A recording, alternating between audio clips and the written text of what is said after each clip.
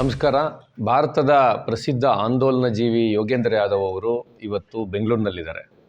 ಅವರು ಕನ್ಯಾಕುಮಾರಿಯಿಂದ ತಿರುವನಂತಪುರದ ತನಕ ಭಾರತ್ ಜೋಡೋ ಯಾತ್ರೆಯಲ್ಲಿ ಕಾಂಗ್ರೆಸ್ನ ನಾಯಕ ರಾಹುಲ್ ಗಾಂಧಿ ಮತ್ತು ಇತರರ ಜೊತೆಗೆ ನಡೆದು ಅಲ್ಲಿಂದ ಸೀದಾ ಕರ್ನಾಟಕಕ್ಕೆ ಬಂದಿದ್ದಾರೆ.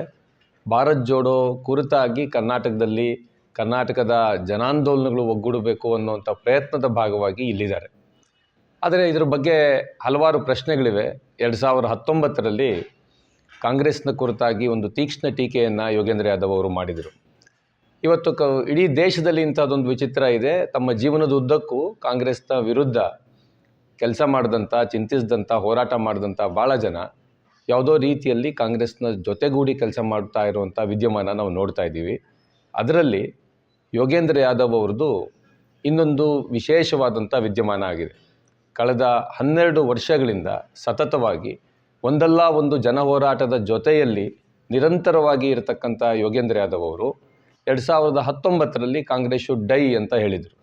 ಆದರೆ ಇವತ್ತು ಇಲ್ಲ, ಭಾರತ್ ಜೋಡೋ ಅಂತ ಕರೆಯ ಜೊತೆಗೆ ಅವರು ಒಗ್ಗಟ್ಟು ಕೆಲಸ ಮಾಡ್ತಾ ಇದ್ದಾರೆ. ಹೀಗಾಗಿ ಅದರ ಕುರಿತಾಗಿ ಅವ್ರ ಜೊತೆಗೆ ಇಲ್ಲಿ ಅವ್ರನ್ನ ಮಾತಾಡಿಸೋದಕ್ಕೆ ಹೋಗಿ ನಾವಿಲ್ಲಿ ಸೇರಿದ್ದೀವಿ. ಡಾಕ್ಟರ್ ಎ ನಾರಾಯಣ್ ಅವರಿದ್ದಾರೆ. ನಾರಾಯಣ್ ಅವರು ಕರ್ನಾಟಕದ ಪ್ರಸಿದ್ಧ ಅಂಕಣಕಾರರು ಮತ್ತು ರಾಜಕೀಯ ವಿಶ್ಲೇಷಕರು. ಅವರು ಮತ್ತು ಯೋಗೇಂದ್ರ ಯಾದವ್ ಅವರ ನಡುವಿನ ಈ ಸಂವಾದಕ್ಕೆ ನಿಮಗೆಲ್ರಿಗೂ ಸ್ವಾಗತ. ನಾರಾಯಣ್ ಅವರು ಇದನ್ನು ಮುಂದುವರಿಸಬೇಕು ಅಂತ ಕೇಳ್ಕೊಳ್ತೀನಿ. Professor Yadav, and welcome to this program. I've already been given a description of Andolan GB. So Mr. Modi has influenced all of us. So this is a brief conversation on behalf of Edina. So Vasu has already introduced the concept. So let me start with a very basic question. Why do you consider Bharat Jodo as one of the most significant events of our time? We have heard it from politicians, from the Congress, but from your side, as civil society face of this entire event, why do you consider this moment and event the most significant? The moment is significant because of the background. Dr. Vasu is wearing a white shirt, kind of creamish, but it is highlighted because of the background. This is what's happening.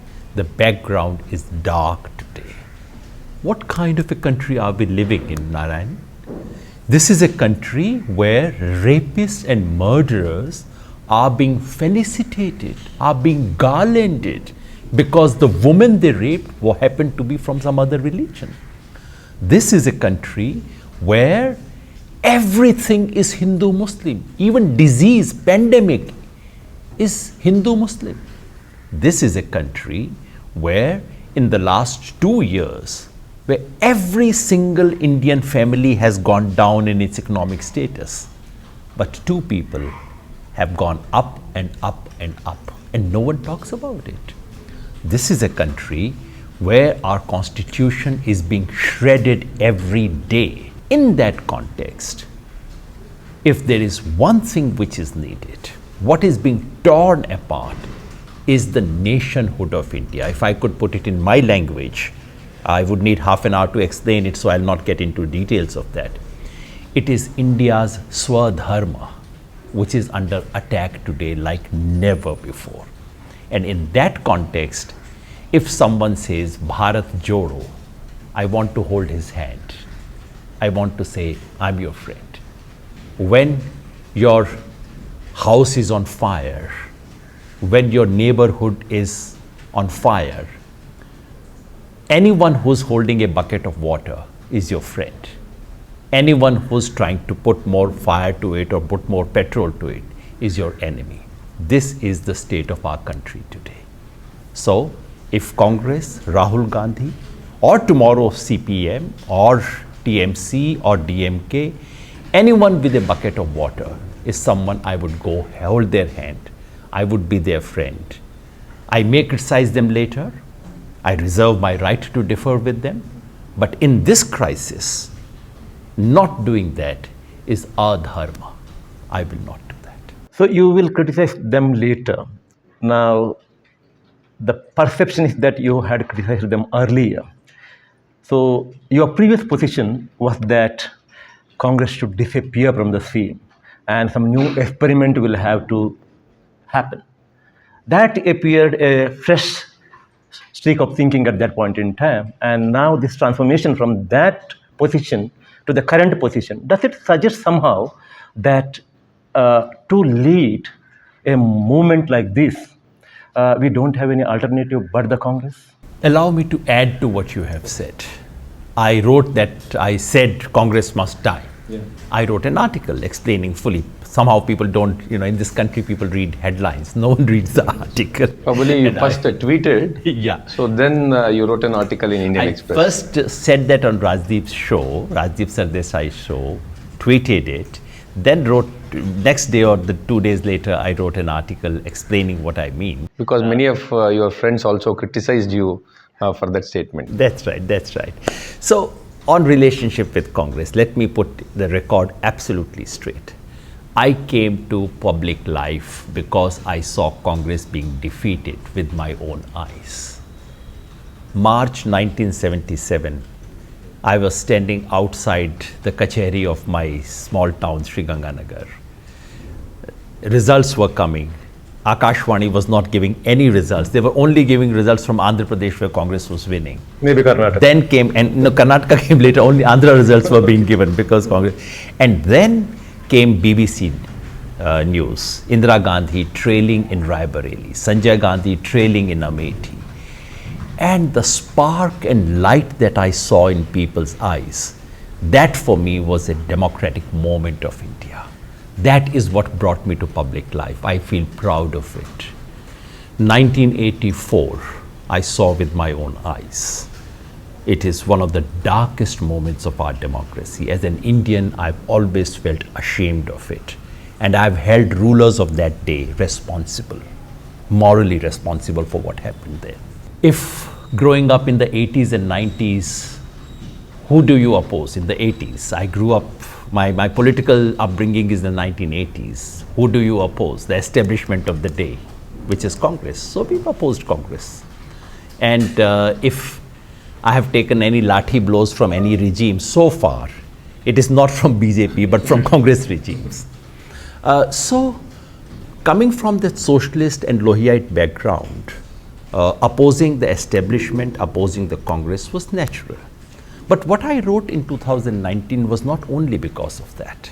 What am I saying there? I'm saying that Congress had a historic responsibility in 2019, namely to counter the BJP. Here is a party which is coming to wreck our constitution, led by a leader who has zero regard for our country and constitution. It was Congress's historic responsibility to stop it. And I felt they did not even seriously fight that election. I was angry. I do not feel bad about being angry. If you are an Indian, if you see this happening with your eyes, you ought to be angry with that. And I said, look, this party is now more of an obstacle than it is a means to defeating the BJP. This was my statement. There is a principle and there is a political position. If the principles change, most people are reacting to me today. You were earlier this principle, you've changed your principle. No, sir. The principles are exactly the same. And if I criticized the Congress in 2019, it was because it was not taking the BJP on the way it should have taken on. What has changed in the last 3 years? Has the Congress changed? Maybe slightly, we don't know. Has the context changed? Yes, it has changed dramatically. 2019 was bad, but today we are at the brink of end of our republic. We are at the brink of, or in many ways, democracy has already been throttled in this country. We are doing this discussion today and it will be seen by the audience. Will this happen 3 or 4 years from now? I don't know. Look at what has happened to NDTV. Look at what is happening to the rest of the media. The spaces are seriously going down. At this moment, therefore, I think as an Indian, it is my duty to set everything aside and to say, anyone who today stands for defending the democratic space in this country must come together. I have fought with them before, and in future I reserve the right to fight with them again. But in order to fight, you need a ground. Today that ground is being taken away. That is the situation. You know, there is an economist, Paul Samuelson, who said something nice. Although that quote is attributed to Keynes, actually it should be Paul Samuelson. Paul Samuelson said, "Sir, when the situation changes, I change my assessment. What about you, sir?" That's what I want to ask all my critics. The country is changing. Do you not reflect that in your political assessment? Yes, principles must not change, but your political assessment, your strategy, your tactics must change according to the situation, which is what we are doing here. Now, this is perfectly understandable that the Republic is in danger and every one of us should do something about it. And you have chosen to do it in your own way. That is understandable. But some well-meaning people have this to ask you, which is the Congress of all the political parties is facing the deepest of crisis of credibility. Now, from this position, can the Congress do it? That is one question. But more importantly, in case the civil society joins hands with the Congress, wouldn't it affect the credibility of the civil society here? So that the forces that the Congress and civil society are together fighting will stand to benefit. So this is the fear some people have expressed. I will go back to my example of the fire in neighborhood. When you try to dodge it, is there a risk that you will catch some fire? Yes, there is a risk. Should you take that risk? Yes, you should take that risk. Because otherwise, there is, you save your reputation. Your reputation for what? Zinda rahenge, to kuch karenge. If the country's very existence is at threat, is challenged, which rainy day are you saving things for? So, yes, Congress is at its low. I would not get into the actual detailed analysis of all these things. The question we should be asking, the question I asked myself is, today, there is a significant area of the country where you do not need the Congress to take on the BJP. From Bengal right down to Tamil Nadu, you don't need it. Kerala, something is already happening. The real place where BJP is repeatedly scoring victories, and this is the real heart of BJP's dominance, is the Hindi heartland extending up to Gujarat. Who do you work with in order to take on the BJP there? In Rajasthan, Madhya Pradesh, Chhattisgarh, Gujarat, Haryana, in all these places, who is the party to take on the BJP? 3 years ago, we could have hoped that something new would come up. Today, realistically, tell me, who can take on the BJP? Who can halt this juggernaut? So for me, the question is not whether Congress is in a position to take them on. The question is there someone else who can take them on? And if the Congress leadership shows a willingness, is able to say without qualifications, take a position on the RSS ideology, on the Hindutva ideology, then I would really urge and appeal to everyone. Because I know Edina has a very wide acceptance among groups who have been what are called civil society groups. These are Janandolana groups. I would appeal and urge to everyone that look, we have fought, we will continue to fight, we will continue to struggle. In order to struggle, we need space. And right now, not just Congress, any party, whichever political party, this is a moment to build two kinds of bridges. One, bridge within the people's movement, farmers' movement, unemployed persons' movement, movement of the workers. We need to come together. We cannot work at cross purposes. And secondly, the energy of the movements and the energy of political parties needs to come together. I'm saying parties. I should make it absolutely clear that in supporting the Bharat Jodo Yatra, we do not tie ourselves to the Congress party or its leadership. As I said earlier, If tomorrow the DMK were to take an initiative of this kind, I would be the first one to go and join them. In fact, I think we all have a lot to learn from Dravid ideology. If Trinamool Congress shows the kind of determination it showed in fighting the BJP anywhere else in the country, we would be the first to join them.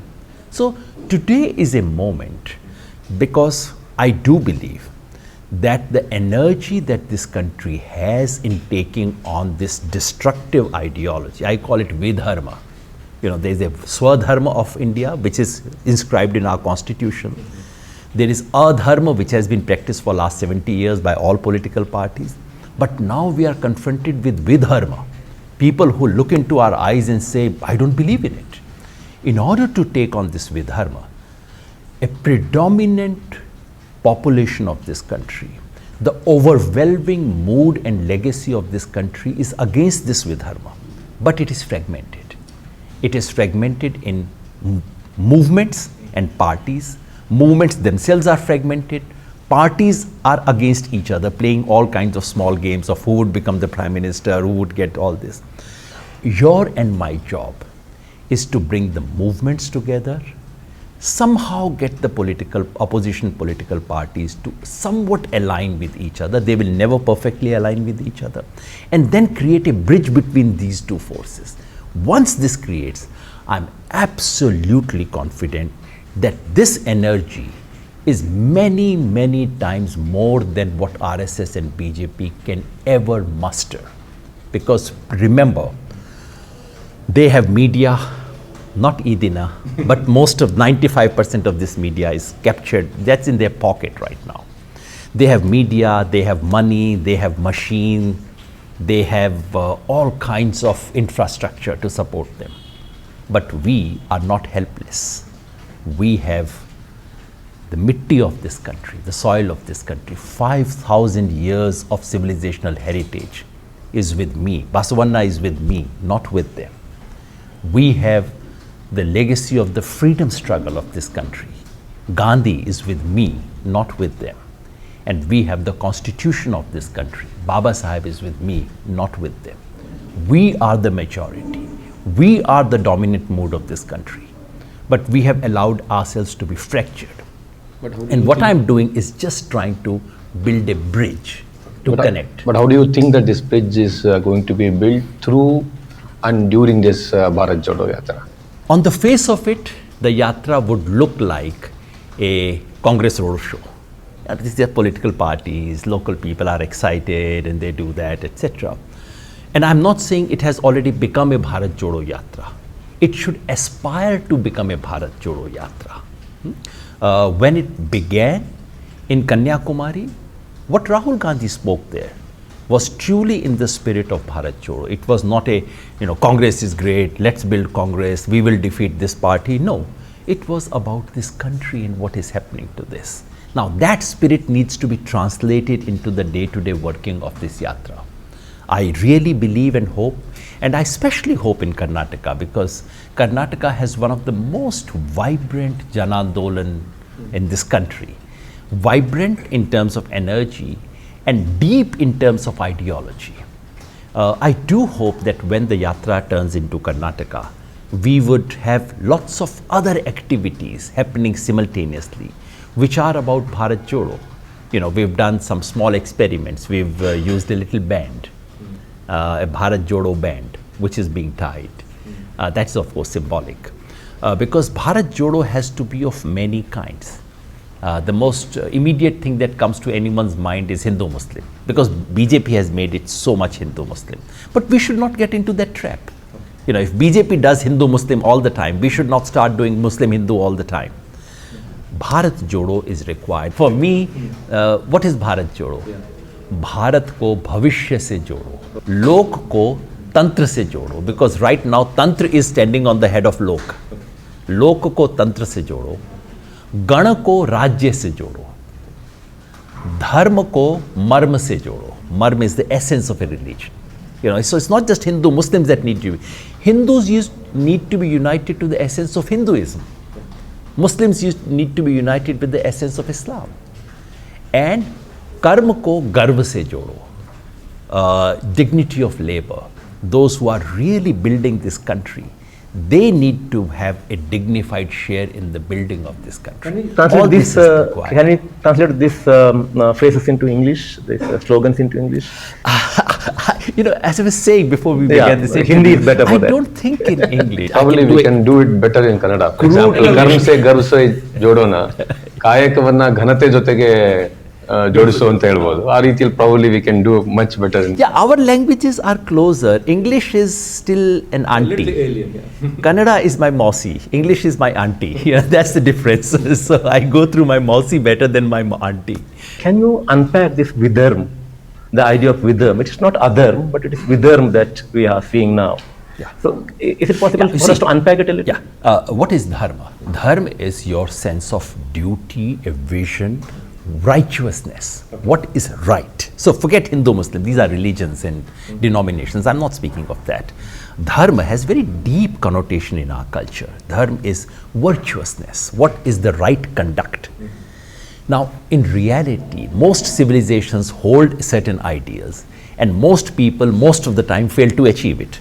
That is adharma. I say I go to the temple every morning, talk about nice things, and then I go out and do exactly the opposite. But if you ask me, I will still hold those values. That is adharma. That's corruption of virtuousness. But then there is something else, where someone comes and says, well, who told you this is dharma? This is not dharma. So, in reality, take secularism. This is, in order to hold this country, you have to have an ideal that this country belongs to everyone equally. That is the dharma. Dharma, okay. You know, Constitution. Sarva Dharma Samabhava Yeah. is the dharma of this country. What was happening in the last 70 years in reality? Everyone was playing their little games. The so-called secular parties were turning it to convenience, getting Muslim votes, playing all these little games and so on. That is adharma. Now we have a party that comes and says, who told you that we have to have Sarva Dharma Samabhava? I happen to be 80%, I own this country, I am the landlord, everyone else is a tenant. That is vidharma. When dharma is being questioned at the level of principles itself.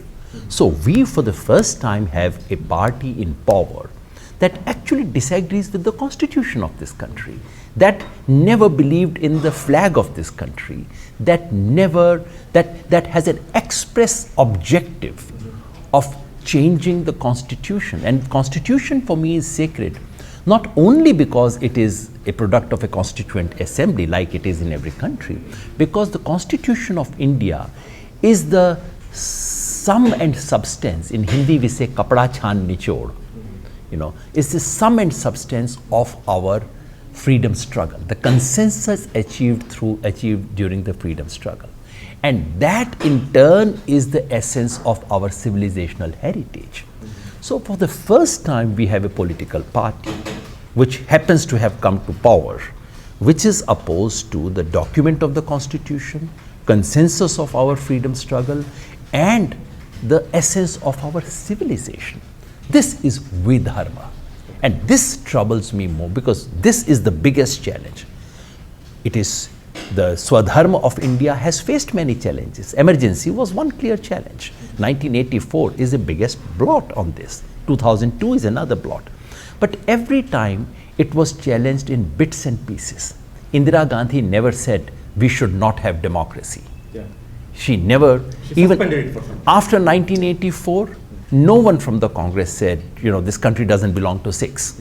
You know, all this was, so I call all these are adharma. But for the first time now we have people who are clearly all the three pillars of India's Swadharma: democracy, diversity, and development for the last person, which were held as ideals never achieved. Now all the three are being challenged openly. So this is the first proper frontal assault on the foundations of India. This is why it is the duty of every Indian to stand up to it.